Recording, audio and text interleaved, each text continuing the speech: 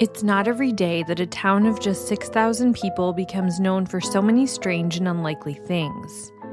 Snowflake, Arizona, named after Erastus Snow and William Flake, is often described as the most Mormon town west of the Pecos. But in sharp contrast to its religious roots, it is also home to one of the largest cannabis cultivation operations in the country. It is the place where Travis Walton famously claimed he was abducted by a UFO in 1975, a story that would later become a best-selling book and the 1993 film Fire in the Sky. It's even home to an off-grid community of people who believe they suffer from multiple chemical sensitivity and electromagnetic sensitivity, living together without modern technology. But what many people do not realize is that Snowflake is also a place where people seem to disappear. In 2003, a beloved grandmother and longtime town mail carrier, just months away from retirement, vanished without a trace, as if she simply stepped out of her life and was never seen again. What makes her disappearance even more unsettling is that just 2 years earlier, one of her neighbors disappeared under strikingly similar circumstances. More than 20 years later, this small town is still without answers and still haunted by the mystery. I'm your host, Megan, and each week on A Simpler Time True Crime, I cover older unsolved cases and challenge the idea that a simpler time means a safer time. This week, I'm bringing to you the unsolved disappearance of June Goodman.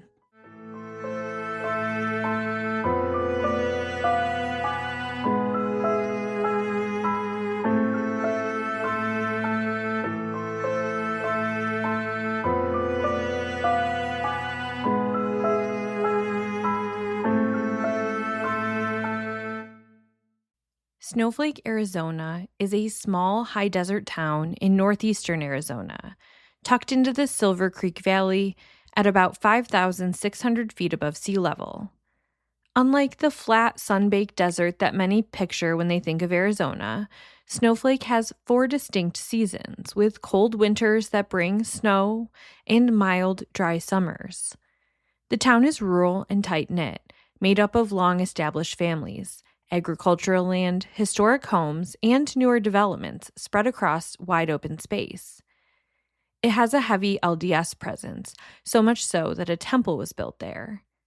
Snowflake is closely tied to its neighboring town of Taylor, and together they form a quiet, insular community where people tend to know one another, routines are familiar, and change arrives slowly. In a place like this, what stands out tends to linger, and what disrupts the rhythm doesn't easily fade away. June Goodman was a pillar of her community. As of 2003, she had lived in the same home for the past 25 years, a home set well off the road of an extremely rural highway in Snowflake. This was the community she raised her 4 children in. At 66 years old, June had lived here her whole entire life. Her siblings still lived there, and everyone's children had gone to school there. Her sister, Pat Fawcett, who she was incredibly close with, told the White Mountain Independent newspaper, quote, "June is from pioneer stock. Her great-great-grandfather was William Jordan Flake, and she's the first cousin once removed of Speaker of the House Jake Flake," end quote. So yes, June was related to 2 prominent conservative politicians out of Arizona. Her sister mentioned Jake, and he served in both houses of the Arizona State Legislature, including as Speaker of the Arizona House of Representatives, and later as a state senator. He was also a cattle rancher and a prominent community leader in the Snowflake area. She's also related to Jeff Flake, who is a prominent American politician born in Snowflake. He served as a U.S. representative for Arizona from 2001 to 2013 and as a U.S. senator from Arizona from 2013 to 2019. After his Senate career, he was appointed and served as the U.S. ambassador to Turkey. Jeff also grew up on his family's cattle ranch in Snowflake. For the past 20 years, June had worked as a mail delivery worker for the U.S. Postal Service. She was winding down her career, and she was set to retire in July of 2003. She loved the work she did, and she worked really hard at it, working 6 days a week. But the two things that came first and foremost in her life were her family and her faith.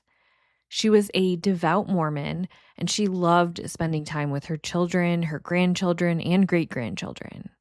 She was really crafty, and she had made each and every one of them their own quilt. For a few years, June had been widowed, and she lived alone on her isolated property. While I don't have her exact address, I know the road she lived on, and it looks pretty much the same for miles and miles. I'll include those photos of what the Google Maps look like over on the Instagram page at Simpler Time Crime Pod. I'm going to be honest with you, given the Google images I saw of the area, I think I would feel pretty nervous staying there alone at night, but June just wasn't. This was her home. She'd lived there a very long time. She was used to this type of living, and she was unbothered. She just went about her routine. Not to mention, she also had dogs, and there's nothing quite like the safety of a cute and fluffy watchdog for your house. On the evening of Friday, March 28th, 2003, June Goodman met up with her sister Pat at Pat's house for dinner. They visited with one another for 2 hours, and Pat said nothing was out of the ordinary. The conversation revolved heavily around June's retirement that year and how ready she was for it. After that, June was just going to head home and settle in for the night. But she had a bit of a sweet tooth on the ride home, so she stopped at Ed's shopping center in the heart of Main Street in Snowflake. She purchased 4 chocolate candy bars and then headed home to get cozy, sit in her recliner, and watch TV, which everything I just described honestly feels like an ideal Friday night to me. And I assume it did to June at the time as well. The area that Ed's Market was located in, the Main Street area of Snowflake to the part where June lived, that was very different because the actual center of town has things like shops, restaurants, gas stations, like a true town feel to it. But June lived on the outskirts, and basically once you get out of the village area, it's just stretches and stretches of desert highway. June lived a quarter of a mile off of a highway with a long, winding dirt driveway to her house. This right here, June grabbing candy bars, leaving the store at 8:25 p.m. and getting home, that's the last we know for sure of what happened to her. On Saturday morning at 7 a.m., her sister called her to check in with her before her scheduled 8 a.m. shift as a postal worker. Uncharacteristically, June didn't answer the phone. Even more out of the norm was when she didn't show up at the post office that morning to pick up the mail to deliver. Not only was June reliable and on time, she was usually early. She liked to prepare ahead of her route. Her sister was her emergency contact, so after the post office called to say that June hadn't reported to work, Pat headed over to check on her sister immediately. And that's when her concern really grew. June's work vehicle was parked in its usual spot in her driveway. Her outdoor floodlight was still on. Her back sliding glass door was partway open, about halfway. June's purse was sitting on the table, and her TV was still on. Her dogs were there. The only thing missing was June Goodman. This was enough for June's sister Pat to contact the Snowflake Taylor Police Department, who responded right away. And they too were concerned with what they saw. All the circumstances I just mentioned were concerning enough as it is. Who leaves their sliding glass door ajar? But also little details like the fact that Pat said typically her sister would watch TV in her recliner, and then would get up and turn the floodlight off and the TV off before bed. Another thing that was off was that June's loved ones indicated that all of her shoes were there, which would mean she either left barefoot or in socks. The Snowflake Taylor Police Department knew right away that this was bigger and more complex than what they were used to dealing with, so they called in the Navajo County Sheriff's Department. And collectively, area law enforcement began searching the vast area around June's home. Back to the vehicles for a moment. June had a personal vehicle as well that her daughter had been borrowing. So her work vehicle is just what she would have had in her possession at the time of her disappearance. And it was there. So I just wanted to clear that up. Law enforcement used helicopters, scent dogs, specialized equipment, and trained trackers on foot to try to figure out even what direction June may have gone in. But they didn't find so much as a hint of a footprint anywhere, and no scent trail either. Within just a few days, authorities told the local media outlets that they felt that June Goodman had been abducted from her home either late Friday night or early Saturday morning, and that they had pulled in the FBI.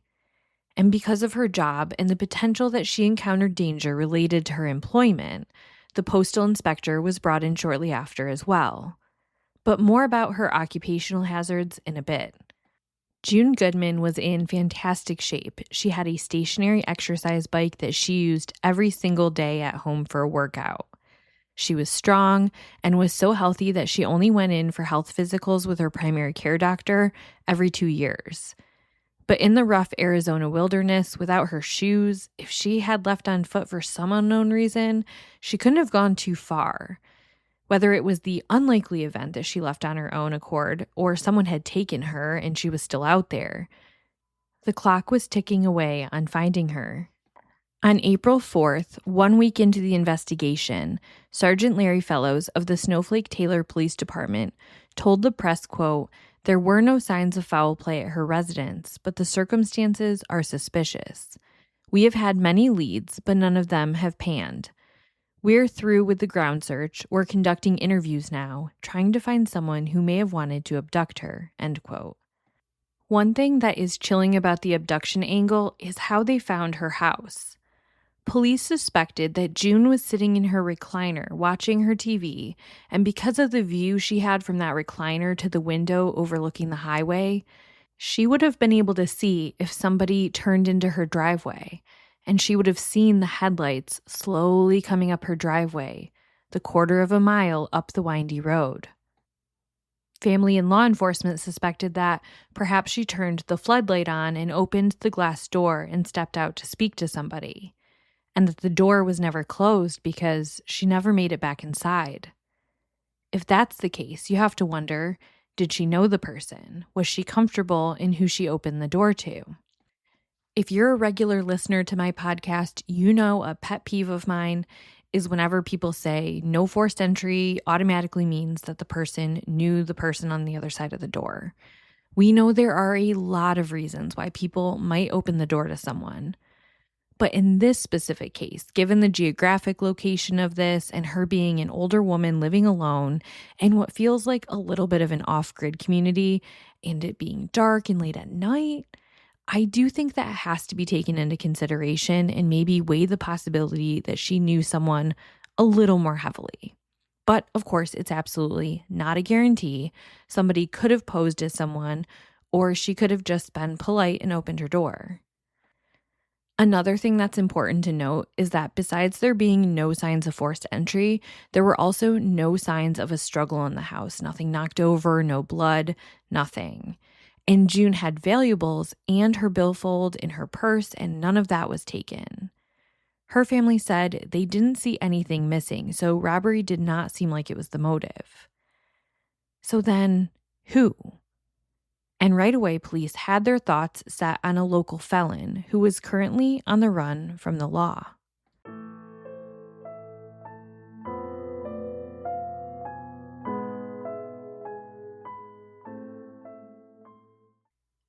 The person that police wanted to speak to was a 43-year-old man named Patrick Michael Kahn. Sources vary on the timeline. Some say it was just about 14 months before June disappeared in January of 2002, and some reference it being more like 2.5 years before. But nevertheless, in the years leading up to June's disappearance, she was Patrick Michael Kahn's mail person. He lived on Old Woodruff Road, and I'll have a picture of that street on the Instagram. This is not your typical mail route. The houses are scattered very few and far between, and all have very long driveways. And Patrick Kahn was not the only person beefing with the post office. There were a few in the Snowflake area. That's because in rural areas like Snowflake, many homes sit far off the main roads and don't have clearly marked street addresses. Instead of delivering mail directly to houses, the U.S. Postal Service requires residents to use designated roadside mailboxes or centralized delivery points along established routes. If a home doesn't have an officially recognized address or a mailbox location, USPS can legally refuse to deliver mail directly to that residence. And June Goodman was taking that stance with Patrick Michael Kahn and others. Patrick Kahn, along with other residents along that route, they were angry at the USPS for refusing to deliver their mail directly to their individual homes. And Kahn had a large confrontation with June, screaming at her, and it alarmed her enough that she filed an incident report with the post office alerting them to Kahn as a problematic customer and documenting her fear and concern about delivering mail to him. She just wanted it to be on record. But it only got worse from there because Patrick Kahn actually then showed up to the post office and threatened to kill June in front of multiple witnesses. June would tell her colleagues and her family that she was terrified of Kahn. Now, granted, this was quite a bit before the time she went missing, but it was enough that police wanted to speak with him. There was just one problem. Kahn was on the run, and the story behind why was crazy. You see, in the time between that first confrontation with June Goodman and the time of her disappearance, he had gotten himself into a lot of trouble. First, there was a murder that occurred in February of 2002. 46-year-old Donald Eugene Sewell had been shot 13 times with a unique Russian-made semi-automatic rifle, and he was found slumped over his steering wheel off Highway 77. That was the first homicide in Snowflake in decades. Kahn became a suspect in the case early on when he was found trying to sell a very similar, if not the same weapon. They didn't have enough to charge him at the time, but they kept him on their radar. And Kahn was back in trouble with the law again in March of 2002 when they pulled him over and found some drug paraphernalia and a small amount of marijuana in his car. And then when they had him step out of the vehicle and put his hands in the air, he dropped his pants as well, exposing everything without underwear on to passing vehicles. By early April of 2002, just a couple weeks after that incident, he was charged in 3 separate cases involving 11 felony counts. He remained in the Navajo County Jail on a $100,000 bail.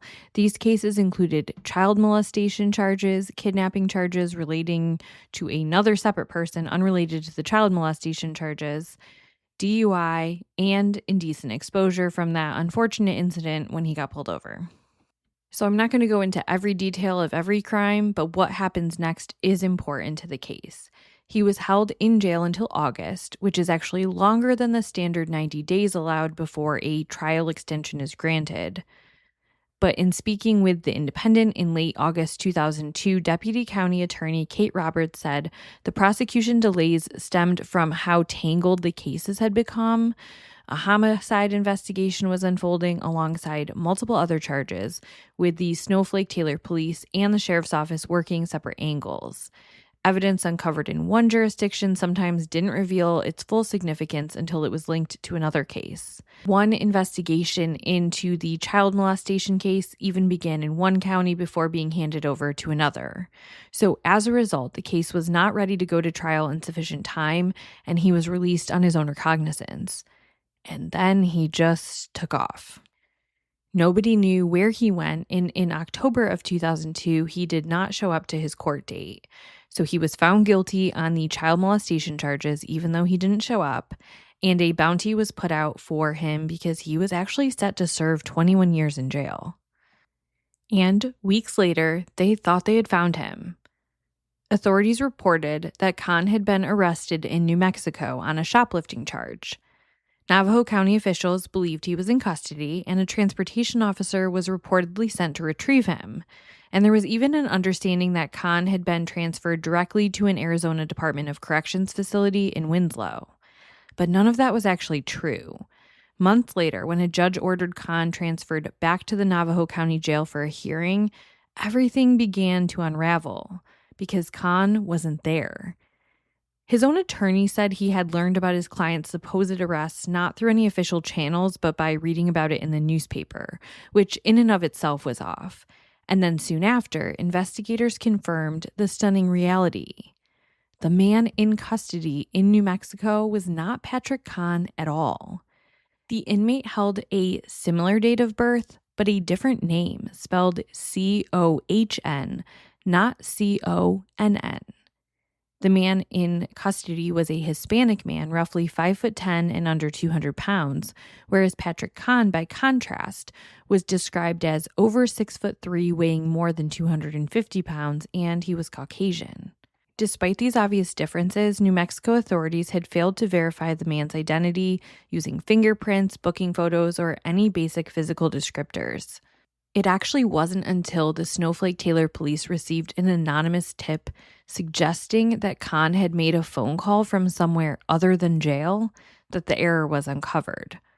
When a detective requested a photo from the New Mexico jail, officials finally admitted they had the wrong person. And by then, the damage had already been done. Because authorities believed Khan was in custody, all of the warrants had been slashed, including a federal FBI warrant for interstate flight to avoid prosecution. That meant that Khan would not appear in any records check while he was actually still on the run.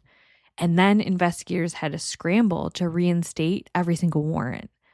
Even worse, victims had been told that Khan was behind bars, and many of them had expressed such relief, only to be re-traumatized when they found out from police that he was actually still on the run.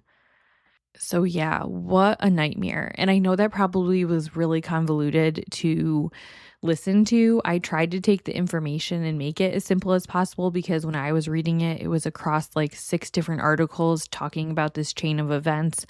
And it's even more convoluted the more you break it down. So it was a disaster. And at the time of June Goodman's disappearance, he was still on the run, so investigators named him as someone they wanted to talk to. But let's stop for a minute and think about the motive. If you're him, you're set to go to jail for some really serious charges, including kidnapping, sexual abuse of a minor. Are you really going to, months, maybe even years later, go abduct your mail lady because of the beef you had with her about her mail delivery service? I could see there being a robbery motive if he was on the run, but she wasn't robbed. The Khan angle would fall apart further when he was finally arrested. It was June of 2003 when authorities finally caught up with him more than 1,000 miles away, and this time they verified it was him. Khan was arrested in Ohio, near the area where he had been born and raised. He was extradited back to Arizona, where he ultimately was sent to prison. After his arrest, Khan told investigators that Ohio is where he had been living ever since he fled Snowflake. He claimed he left Arizona because his sister was gravely ill and he wanted time with her before she died. According to Khan, by the time he arrived in Ohio, she had already passed away. He said he stayed anyway, finding a remote place to live because he feared being railroaded for crimes he insisted he did not commit. Authorities appear to believe that Khan was in Ohio during that time. And if that's true, if Khan never returned to Arizona after leaving Snowflake, then it would mean he was not physically present in the state at the time of June Goodman's presumed abduction. That said, this timeline relies heavily on Patrick Khan's own account. There is no independent documentation that fully confirms his whereabouts for every moment he was gone. So while investigators seem to accept that he was in Ohio, the reality is we only have Khan's word to go on. What we do know is that Khan was eventually charged in the shooting murder he had long been suspected of, and he received a sentence that ran concurrently with his other convictions. As of now, Patrick Khan is expected to be released from prison next year. So, now what? Well, right around that time, another big arrest happened nearby, and it spun the case in a new direction.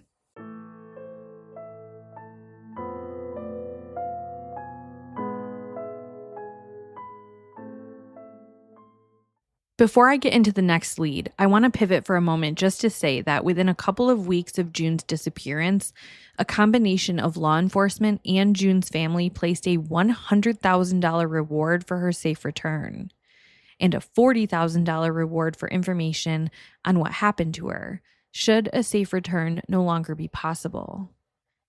And that kind of money draws in a lot of interested people. In a small town like Snowflake, rumors run rampant, and this was no exception. Police conducted over 300 interviews, and over the course of several months, they said they took the suspect list from around 40 or 50 people down to 4 or 5 viable suspects. Still, they weren't getting anywhere fast with the case, and hopes of June being found alive at this point were painfully slim. In August of 2003, though, a huge arrest was made in the area. Located north of Snowflake was the community of Holbrook, and on August 12th, the Major Crimes Apprehension Team, known as MCAT, carried out a large drug bust in Holbrook. 12 people were arrested during the initial raid, with additional arrests being made both before and after, ultimately bringing the total to 30. DEA Special Agent Jim Molessa later described the operation as significant, especially given the size of the community. According to reporting in the White Mountain Independent newspaper, in a town like Holbrook, where the population hovered just over 4,200 people, the scope of the bust stood out because 30 arrests for possession of drugs for sale represented nearly 1% of the town's population. These drug charges were part of a large sting operation because, according to the DEA agent, in order to be charged with these types of drug sales charges, you have to sell to an officer at least 3 times, because then it establishes that it's a business and not just a one-off favor or sale. So what does this have to do with June Goodman? Well, one rumor going around was that June was delivering mail in some of these areas and that she possibly had seen something or knew something about these drug operations that placed her in the crosshairs. And it wasn't just small town rumors. Police told the papers they were looking into this as a significant lead. At one point, law enforcement told papers directly, quote, "We think her disappearance had something to do with her job as a postal delivery person in the back part of Snowflake." But if anything came of it, it's never been enough for an arrest. There are a couple of other connecting pieces to June's case I haven't told you about yet, and one is another possible suspect. He's never been named in the papers, but he was a local handyman who had done a TV repair job for June Goodman about a month prior to her disappearance. Well, kind of. June would tell her sister Pat that when he brought the TV back, it wasn't really fixed, so she had asked her large family to see if any of them had the expertise to fix her TV instead. During that same conversation, she told her sister Pat that the man had made her uncomfortable, and she no longer wanted him in her home. I don't know what was said or what about him made her uncomfortable, but I don't know about you. I feel like sometimes you just pick up on vibes from people. It's not a specific thing you can put your finger on, but your body just tells you, yeah, no, I don't want to be around this person. Police do know who this guy is. In fact, he was arrested on drug charges not long after June went missing. But they've never publicly named him or publicly said if they were able to clear him. It does make me wonder, was this guy and his drug charge tied to the bigger drug charges months later? I know he was in custody as of May 2003, and the big drug bust was August, so I'm thinking no, but you never know. This is definitely one of those cases where the puzzle pieces are scattered everywhere, and it's hard to figure out how they go back together to form the full picture. The final aspect of this case that I haven't told you about is maybe the most bizarre piece yet. And that's that June Goodman's neighbor also went missing. And to talk about that case, we have to rewind 2.5 years to December 20th, 2000. Now, June's neighbor could not look less like her from an appearance standpoint. June was a female who stood at 5'2" and 130 pounds. Her neighbor, 51-year-old Reed Wasson, was a 6'3" man who weighed around 350 pounds. I know I've emphasized the geography several times in this episode, but I wanted to remind you again about it here. When I say neighbor, I don't mean the walk quick next door and borrow a bit of sugar neighbor. These were tucked away properties, but if you stood on June Goodman's front porch, you could see Reed Wasson's property, and they lived on the same street. Reed was a gentle giant. He was an artist known for his poetry, but beyond that, there is so very little about him on the internet. He doesn't even have a page on the cold case database website, the Charlie Project, which has some of the most obscure cases. He is simply missing person 42792 on NamUs. When she was still alive, his mother did try to put information out there on him, even doing an article piggybacking off the June Goodman disappearance in 2003. And he did have an old friend named Tom Haskell Cole who dedicated parts of his own personal webpage to him, giving us a bit more of a glimpse into Reed. Here's what we do know. On December 20th, 2000, Reed walked his son to the bus stop, and after that, it was like he was plucked off the earth. He disappeared from his home without taking anything with him. His vehicle was still there. Inside the house, his wallet, credit cards, and a decently large amount of cash, and his keys, they were all left behind. Even his Dalmatian was still inside, and that dog was his total sidekick. There was no note, no indication he had planned to leave, and no signs of a struggle. According to police, Reed's wife found footprints leading away from the house towards a nearby canyon. And my understanding of the situation is that they went in the direction of the canyon, but they weren't like right up to the edge either. Search and rescue teams were called in and thoroughly searched the area, but they found no sign of Reed and no evidence to explain where he went. At the time, some publicly speculated that Reed may have taken his own life. Law enforcement has said that while those theories circulated, the case was never closed and all possibilities remained on the table. Reed's family strongly disputed the suicide theory. His mother, again, described him as a gentle, deeply artistic man, a potter who valued life and believed in the interconnectedness of all living things. She just said it wasn't in his character to do that. In the days leading up to his disappearance, family members and neighbors reported nothing unusual. Reed had visited with his brother just 2 days earlier, and he had dinner with neighbors the night before. His son also reported that his father seemed like himself that morning. Physically, Reed would have been difficult to miss. As I mentioned, he was over 6 feet tall, weighed close to 350 pounds, and he wore long hair in a unique ponytail along with a full beard. And despite this, no confirmed sightings were ever reported. No one came forward to say they had picked him up or saw him walking on nearby highways, none of that. Like Reed, June Goodman disappeared, of course, without taking her vehicle, none of her personal belongings. Her dogs were left behind. There was no clear indication she had planned to go anywhere. And with them being neighbors, the similarities just feel so uncanny, almost too much to be a coincidence. In 2003, Reed's mother told the White Mountain Independent, quote, "I think Reed's disappearance is tied with June Goodman. When you realize how exactly alike they are, the same time of day, the same circumstances, it has to be." She also added that she felt when they found June Goodman, they would find Reed. Just for a point of clarification, I think his mom was operating under the impression that June was abducted early Saturday morning when she was getting ready to leave for work, because you'll remember Reed got his son on the bus in the morning and vanished. Sadly, Reed's case didn't gain a lot of traction outside of the area, or even in the area for very long, and that troubled his mother. After June's disappearance, she told the papers that she was desperate to get the word out that they never stopped looking for him. The story was so moving that a fund was established through the Snowflake Taylor Chamber of Commerce to accept donations for anyone wishing to contribute to the effort to put together a reward and pay for the expenses of putting up posters to publicize Wasson's disappearance. And if no information was received at the end of 18 months, any funds from the account would establish a fine arts scholarship in Wasson's name. It's unclear for sure if that happened, but I hope so. But his case sits there cold today. He has children that have grown into adults without information about what happened to their father. And the same can be said for June Goodman's family. One of her sons has since died.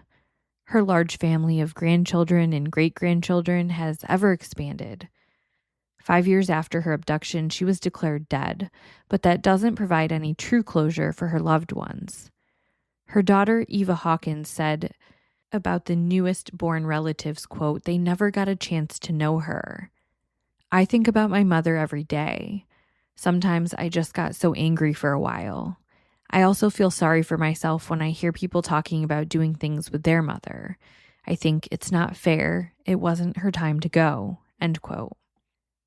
The family has dealt with painful realities that so many families of missing persons encounter. People would call their homes and say June was found, both dead and alive, and each rumor was like a Band-Aid ripped off over and over again. June and Reed both have people out there desperate to know what happened to their loved ones. And I think there are secrets still buried in Snowflake with people who have the answers, who could give them the closure they're looking for. If you lived in this area or have a connection to the case, I'd love to hear from you. Please reach out to me on Instagram or simplertimecrimepod@gmail.com, even if it's just to tell me more about June or Reed, or share additional theories from the area or anything I might have missed. If you have any information that could shed light on these cases, please contact the Snowflake Taylor Police Department at 928-536-7500. This has been another episode of A Simpler Time True Crime. Thank you so much for the support of this work, and if you wish to support the show monetarily, I do have a Spreaker Supporters Club, which you can join by going to the bottom of the show notes. I offer ad-free and bonus episodes. If you have case suggestions, feel free to contact me on Instagram or email me at simplertimecrimepod@gmail.com. The best way to help me grow is to share this with your friends, leave me a 5-star review on your preferred listening platform, but for real, word of mouth is so helpful. As always, thank you so much for listening, and I'll be back next Monday, so tune in.